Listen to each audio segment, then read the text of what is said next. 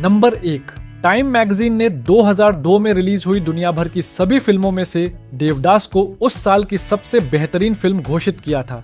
इसका मतलब यह है कि उस साल हॉलीवुड, बॉलीवुड और अन्य अंतर्राष्ट्रीय सिनेमा में जो भी फिल्में रिलीज हुईं, उनमें से टाइम मैगजीन को देवदास सबसे प्रभावशाली और उम्दा लगी। देवदास, जिसे संजय लीला भंसाली ने निर्देशित किया था और जिसमें शाहरुख खान, ऐश्वर्या राय और माधुरी दीक्षित ने मुख्य भूमिकाएं निभाई थीं, न केवल भारत में बल्कि अंतर्राष्ट्रीय स्तर पर भी काफी सराही गई। इसकी भव्य सेट डिजाइन, भावनात्मक कहानी और शानदार अभिनय की खूब प्रशंसा हुई। टाइम मैगजीन का यह सम्मान यह दर्शाता है कि देवदास ने भारतीय सिनेमा को ग्लोबल प्लेटफॉर्म पर एक खास पहचान दिलाई थी। नंबर 2, गाने काहे छेड़ मोहे में माधुरी दीक्षित ने जो पोशाक पहनी थी उसका वजन करीब 30 किलोग्राम था। यह पोशाक बहुत भारी और जटिल थी क्योंकि उसमें भारी कढ़ाई, गहने और पारंपरिक डिजाइन शामिल थे। इस भारी पोशाक की वजह से माधुरी दीक्षित को नृत्य की कोरियोग्राफी करने में काफी दिक्कतों का सामना करना पड़ा। भारी लहंगे में तेज और जटिल डांस स्टेप्स करना शारीरिक रूप से बहुत चुनौतीपूर्ण था, लेकिन इसके बावजूद माधुरी ने बहुत मेहनत और लगन से अभ्यास किया और आखिरकार इस गाने की शूटिंग को शानदार तरीके से पूरा किया। उनका प्रदर्शन इतना प्रभावशाली था कि यह गाना आज भी दर्शकों के दिलों में बसा हुआ है। यह दर्शाता है कि एक कलाकार कितनी मेहनत और समर्पण के साथ अपने किरदार को निभाता है, चाहे परिस्थितियां कितनी भी कठिन क्यों न हो। नंबर 3, शाहरुख खान ने फिल्म देवदास की कुछ शराबी दृश्यों की शूटिंग के दौरान वास्तव में शराब पी थी, ताकि वह अपने अभिनय को और अधिक प्राकृतिक और प्रभावशाली बना सकें। हालांकि असली शराब पीकर शूट करना आसान नहीं था। शराब के असर की वजह से उन्हें कई बार रिटेक्स करने पड़े, क्योंकि डायलॉग्स सही तरीके से बोलना और सीन को कंट्रोल में रखना मुश्किल हो जाता था।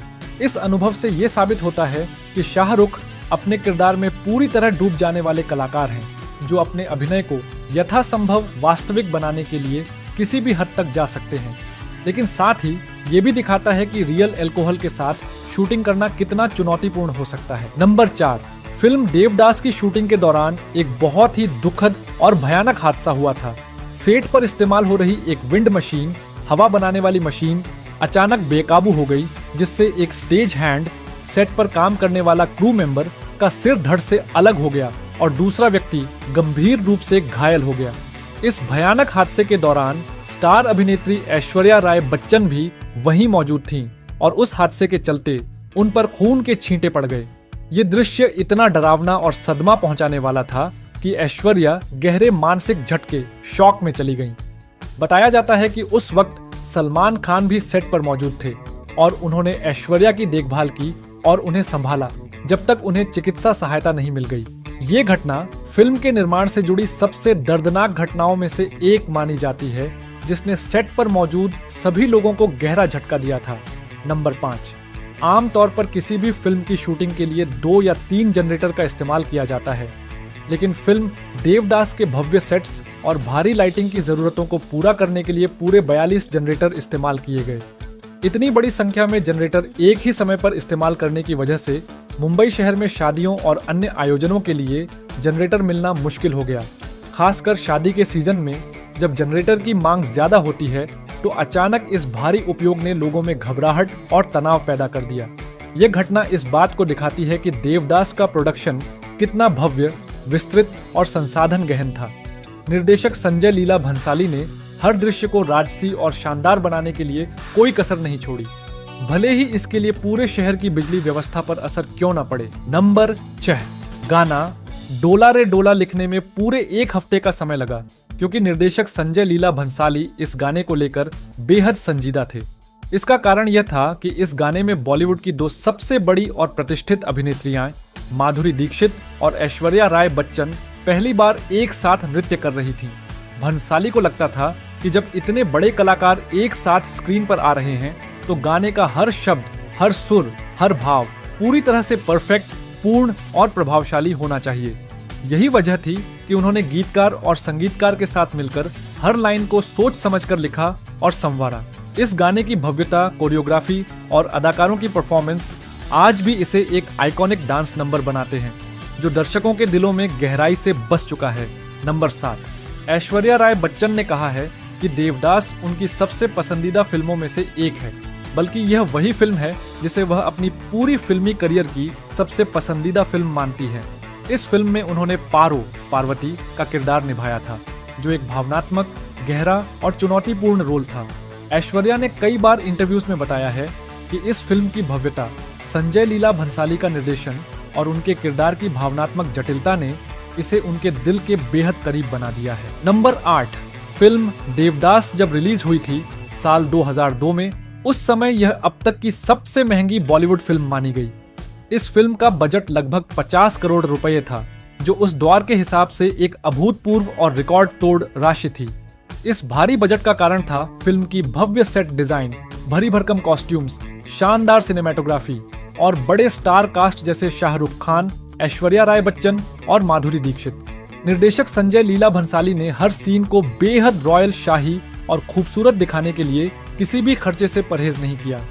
यही वजह है कि देवदास ने न सिर्फ अपनी कहानी से बल्कि अपने दृश्य सौंदर्य से भी दर्शकों को मंत्रमुग्ध कर दिया। आज भी इसे भारतीय सिनेमा के सबसे भव्य और यादगार प्रोजेक्ट्स में गिना जाता है।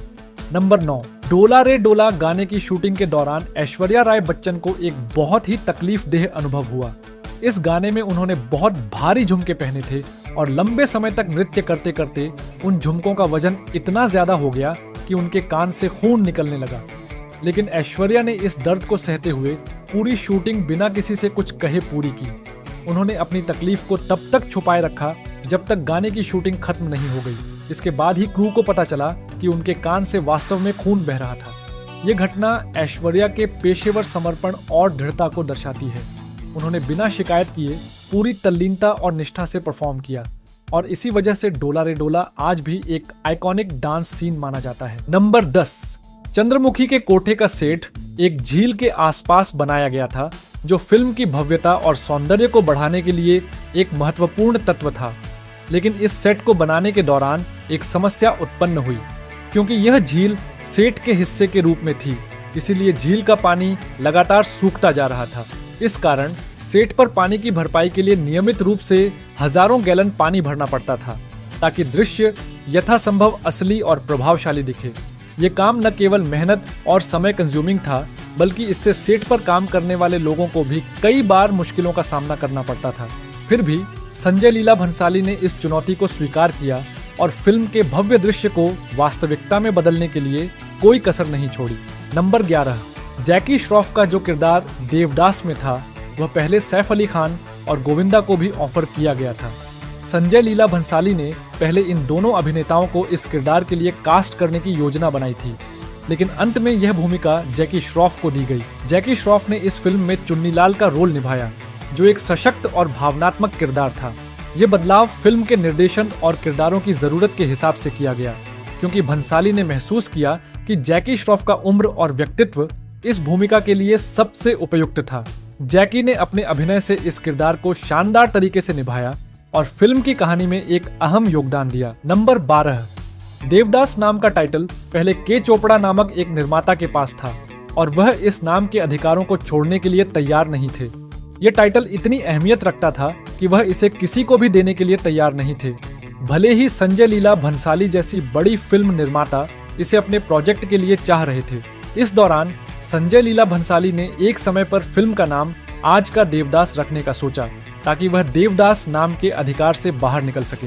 लेकिन अंत में काफी बातचीत और समझौते के बाद के चोपड़ा ने यह अधिकार संजय लीला भंसाली को एक बहुत भारी रकम के बदले देने पर सहमति जताई। इस तरह भंसाली को देवदास नाम मिल गया और उन्होंने अपनी फिल्म को उसी नाम से रिलीज किया, जो बाद में भारतीय सिनेमा की एक आइकॉनिक और ऐतिहासिक फिल्म बन गई। नंबर 13, डोला रे डोला गाने की शूटिंग के दौरान दोनों अदाकाराओं माधुरी दीक्षित और ऐश्वर्या राय बच्चन को कई रिटेक्स बार बार शूटिंग को दोहराना करने पड़े, क्योंकि गाने की कोरियोग्राफी इतनी जटिल और सटीक थी। एक विशेष पॉइंट पर उन्हें ऐसा डांस स्टेप करना था जिसमें उन्हें गिरना पड़ता था, और यह गिरना बिल्कुल बीट्स के साथ सिंक में होना जरूरी था। यह स्टेप शारीरिक रूप से काफी मुश्किल और तनावपूर्ण था, क्योंकि दोनों अभिनेत्रियों को पूरे गाने में अत्यधिक ऊर्जा और लचीलापन दिखाना था। गिरने का सही तरीका, सही टाइमिंग और कोरियोग्राफी के साथ पूरा मेल बैठाना दोनों के लिए चुनौतीपूर्ण था। इस कठिन स्टेप को पूरी तरह सही करने के लिए उन्हें कई बार रिटेक्स करने पड़े, जो कि शारीरिक रूप से थकाने वाला था। इसके बावजूद दोनों अभिनेत्रियों ने अपनी पेशेवरता और मेहनत से इसे पूरा किया और इस गाने को एक आइकॉनिक डांस नंबर बना दिया। नंबर 14, देवदास फिल्म 1917 में प्रकाशित प्रसिद्ध बंगाली लेखक शरद चंद्र चट्टोपाध्याय के उपन्यास देवदास पर आधारित है। यह उपन्यास एक त्रिकोणात्मक प्रेम कहानी है जिसमें मुख्य पात्र देवदास, पारो, पार्वती और चंद्रमुखी के बीच की जटिल और दर्दनाक रिश्तों को दर्शाया गया है।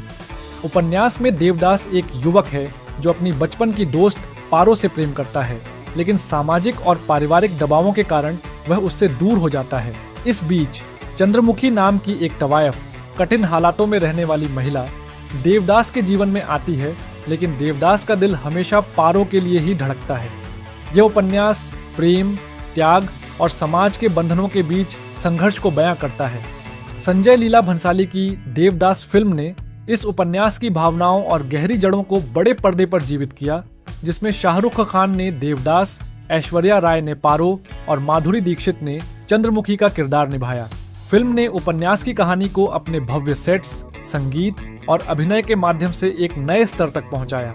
नंबर 15, संजय लीला भंसाली की पहली 2 फिल्मों खामोशी और हम दिल दे चुके सनम को करीना कपूर ने नकार दिया था, लेकिन इसके बावजूद उन्होंने देवदास में पारो के किरदार के लिए स्क्रीन टेस्ट दिया था। करीना कपूर को पहले दोनों फिल्मों के प्रस्ताव मिल चुके थे, लेकिन उन्होंने कुछ कारणों से उन फिल्मों में काम करने से मना कर दिया था। हालांकि देवदास के लिए भंसाली के साथ काम करने का मौका मिलने पर उन्होंने फिर से स्क्रीन टेस्ट देने का फैसला किया, क्योंकि यह फिल्म बहुत ही भव्य और महत्वाकांक्षी थी।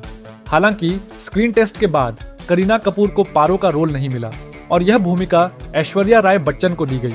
भंसाली ने ऐश्वर्या को पारो के किरदार में बेहतरीन रूप से फिट पाया और उनके साथ फिल्म में काम करने का निर्णय लिया।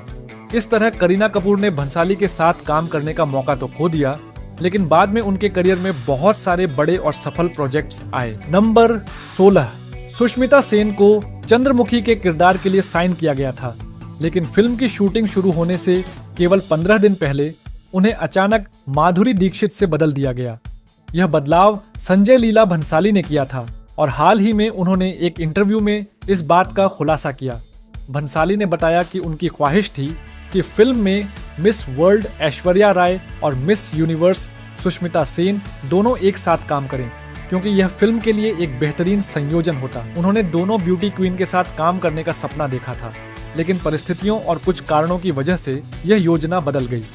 सुष्मिता सेन को चंद्रमुखी के रोल के लिए पहले साइन किया गया था, लेकिन कुछ वजहों से संजय लीला भंसाली ने माधुरी दीक्षित को इस भूमिका के लिए चुन लिया। यह फैसला फिल्म की दिशा और कहानी की जरूरतों को ध्यान में रखते हुए लिया गया था और इस बदलाव के बाद माधुरी ने इस किरदार को शानदार तरीके से निभाया, जो फिल्म की सफलता का एक अहम हिस्सा बना।